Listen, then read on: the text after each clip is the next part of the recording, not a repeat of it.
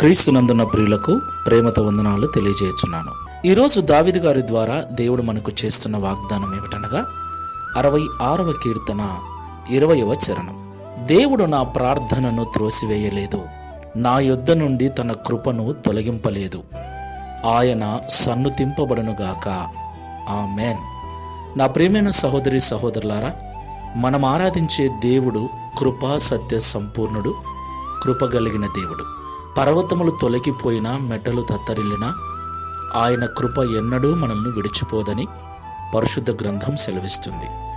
దేవునికి మహిమ కలుగును గాక. నా ప్రియులారా, మన దేవుడు ప్రార్థనలు ఆలకించువాడై ఉన్నాడు.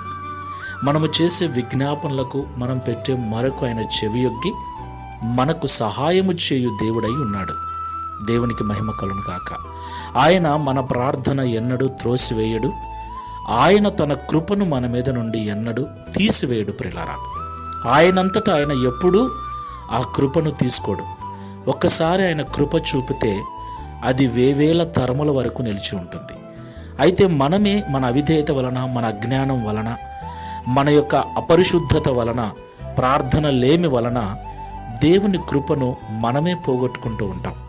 దేవుని కృప మనల్ని విడిచిపోయినప్పుడు మనం చేసే ప్రార్థనలు దేవుడు అంగీకరించడు. కాబట్టి ఈ మాటలు వింటున్న ప్రియ సహోదరి సహోదరులారా, ఎట్టి పరిస్థితుల్లో కూడా దేవుని కృపను మనం పోగొట్టుకోకూడదు. దేవుని కృపను వ్యర్థముగా మనం ఉపయోగించకూడదు. దేవుని కృపను పాపానికి మనము కారణం చేసుకొనకూడదు.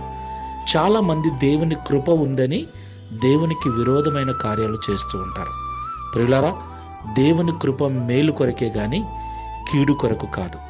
దేవుని కృప ఆశీర్వదించబడట కొరకే గాని అజ్ఞానంలో నడుచుట కొరకు కాదు. కాబట్టి మాటలు వింటున్న మనం అందరం కూడా ఒకసారి పరిశీలన చేసుకుని ప్రార్థన చేసుకుందాం. కృపా సత్య సంపూర్ణమైన యేసయ్య, పరిశుద్ధమైన మీ నామమునకు స్తోత్రములు చెల్లిస్తూ ఉన్నాం.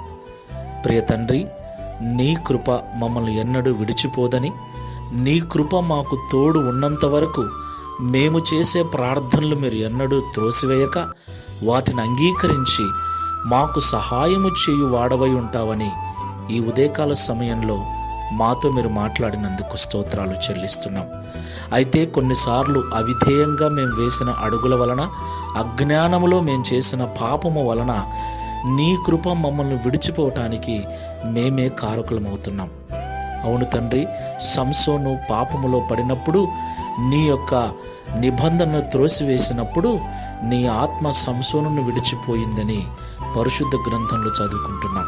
ప్రియ తండ్రి, అలాగున మేము అజ్ఞానముతో, అవివేకముతో అడుగులు వేయకుండా నీ యొక్క వాక్యమును బట్టి వివేకము కలిగి నడుచుకున్నటకు సహాయం చేయమని, నీ సన్నిధిలో మేము చేసే ప్రార్థనలు ఎల్లప్పుడూ నీ ద్వారా అంగీకరించబడి మా స్థితిగతులు మార్చుకొనుటకు, మా అనారోగ్య పరిస్థితులు, ఆర్థిక పరిస్థితులు సరిచేసుకున్నటకు సహాయం చేయమని, తద్వారా దావీదు వలె మేమును సాక్ష్యం ఇచ్చినట్లుగా కృప చూపమని, ఈ మే మాసమంతయు కాపాడిన మీ కృపను రాబో నూతన మాసమంతా కూడా మాకు తోడుగా ఉంచి నడిపించుమని సర్వశక్తిగల యేసుక్రీస్తు వారి నామములో ప్రార్థించి వేడుకుంటున్నాము తండ్రి.